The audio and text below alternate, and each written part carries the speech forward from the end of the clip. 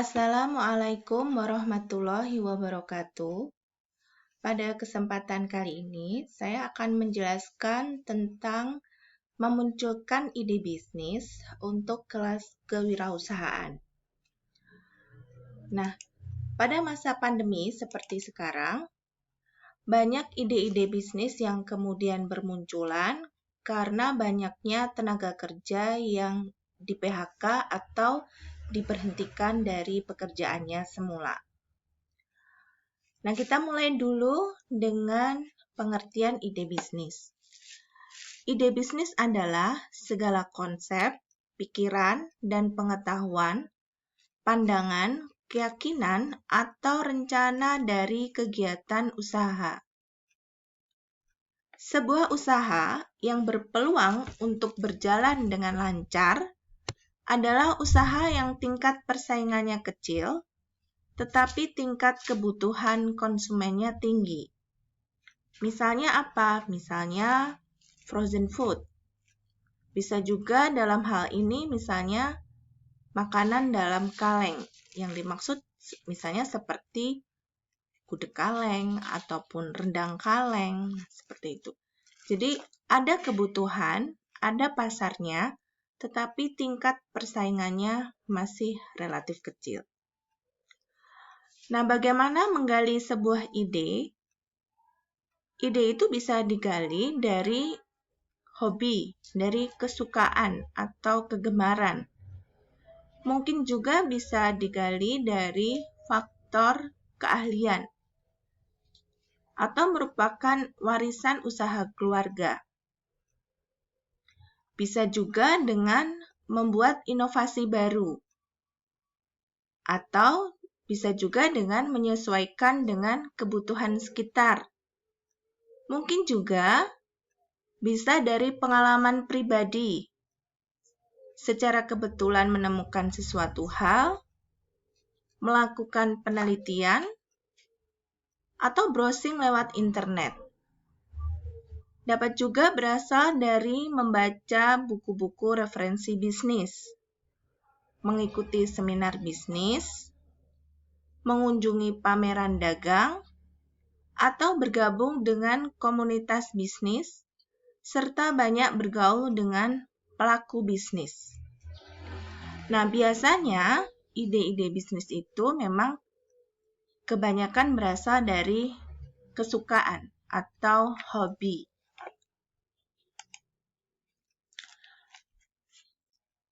Jika sudah memperoleh gagasan bisnis, mau melakukan apa, maka kemudian langkah selanjutnya adalah melakukan pengujian gagasan tersebut, misalnya dengan yang pertama adalah faktor kelayakan pasar.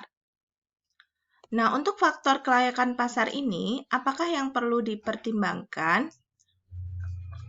Yang perlu dipertimbangkan adalah banyaknya permintaan, serta tingkat persaingan usaha. Apakah ide bisnis itu memang dibutuhkan oleh pasar? Apakah ide bisnis itu tingkat persaingannya masih rendah? Yang kedua, faktor kesukaan atau selera. Bagaimana kaitan ide bisnis tersebut dengan selera pasar yang ada sekarang ini? Apakah memang ide tersebut akan mudah diterima oleh pasar sekarang?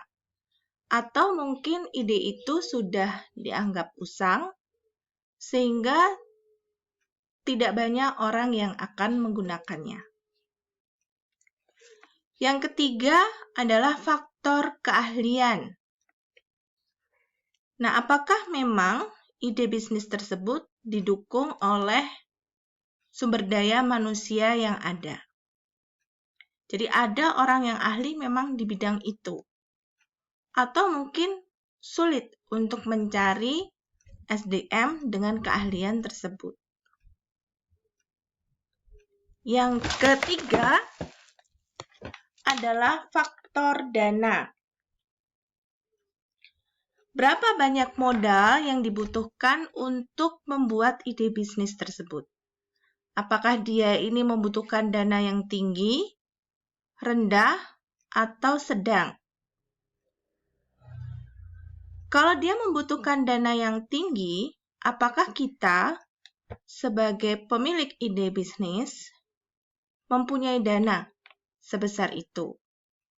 Kalau tidak punya, akan ditutup lewat apa? Apakah akan mengajak kerjasama dengan teman atau kerabat, atau mungkin akan melakukan pembiayaan lewat perbankan? Nah, selanjutnya, yang kelima yang perlu diperhatikan adalah kaitannya dengan bahan baku. Apa bahan baku yang akan dipakai untuk memproduksi ide bisnis tersebut? Apakah bahan bakunya tersedia banyak di pasar? Apakah murah atau dia merupakan bahan baku yang mahal, sulit didapat, membutuhkan waktu yang lama untuk memesan, misalnya. Nah, itu perlu dipertimbangkan karena akan mempengaruhi kelancaran produksi ya, kelancaran produksi dari ide tersebut. Selanjutnya yang keenam adalah faktor sumber daya manusia dan teknologi. Jadi untuk membuat ide bisnis tersebut membutuhkan teknologi seperti apa? Apakah dia membutuhkan teknologi khusus, keahlian khusus, atau tidak? Dan yang terakhir adalah faktor kepribadian. Apakah pribadi kita sebagai pemilik bisnis sesuai dengan ide bisnis tersebut? Kalau kita tidak suka dengan ide bisnis tersebut, hal ini akan menjadikan masalah tersendiri. Mungkin kita akan merasa tersiksa, merasa bosan, tetapi kalau kita pada dasarnya adalah senang atau hobi pada bidang tersebut, maka kita akan dengan senang dan sukarela dalam menjalankan ide-ide tersebut. Selanjutnya, untuk mendapatkan suatu ide bisnis, bisa juga dilakukan lewat beberapa hal. Misalnya, dengan melakukan diskusi dengan teman-teman,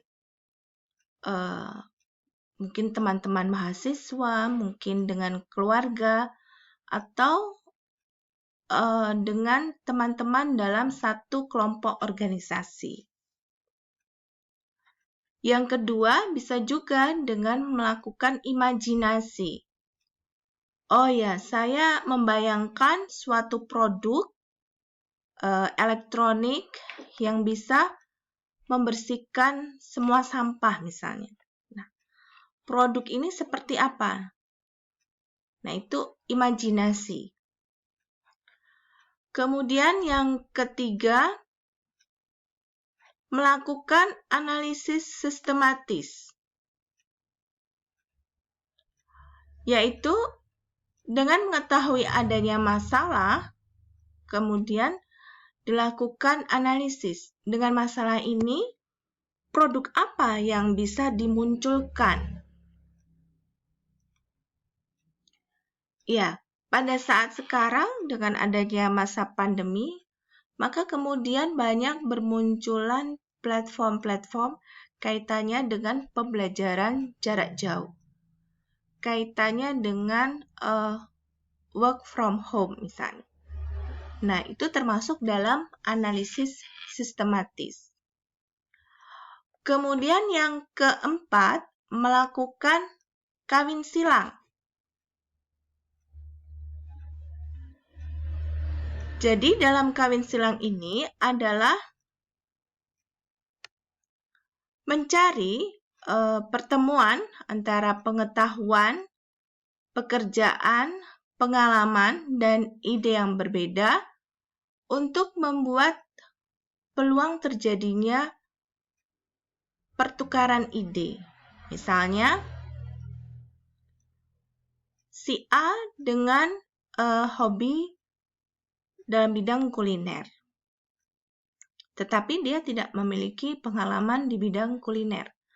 Maka kemudian dia mengajak teman atau kerabatnya yang memiliki pengalaman di bidang kuliner. Untuk mensinergikan misalnya antara kuliner misalnya budaya Jawa dengan budaya asing, misalnya Korea misalnya, yang sekarang ini juga sedang tren di masyarakat. Nah, kita akan menemukan ide produk baru seperti apa. Kemudian yang kelima, bisa juga melakukan modifikasi dari produk-produk yang sudah ada. Misalnya produk bakpia yang sekarang ini banyak beredar di pasar, itu merupakan produk yang sudah dimodifikasi. Jadi ada bakpia yang original, ada bakpia kukus, ada juga bakpia dengan rasa yang sangat berbeda ya, misalnya rasa pedas misalnya. Nah, itu ada seperti itu. Itu merupakan modifikasi dari produk yang sudah ada. Yang keenam atau yang terakhir adalah keingintahuan.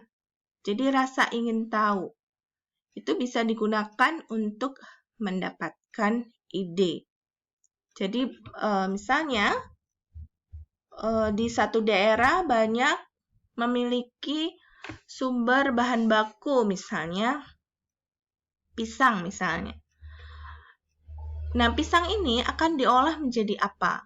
Yang di pasaran itu belum banyak dibuat atau akan dibuat inovasinya apa.